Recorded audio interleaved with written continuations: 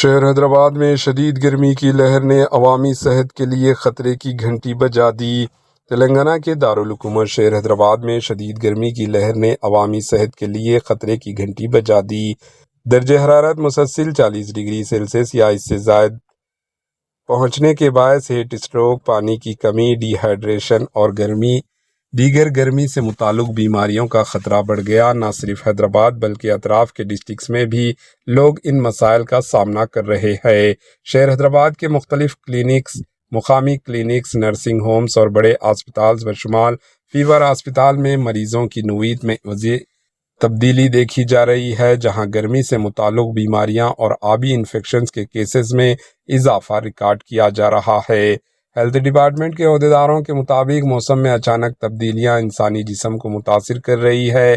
دوپہر کے وقت شدید گرمی جبکہ شام میں آندھی اور گرج چمک کے ساتھ ٹھنڈی ہوائیں چلنے سے جسم کو ماحول سے ہم آہنگ ہونے میں دشواری پیش آ رہی ہے۔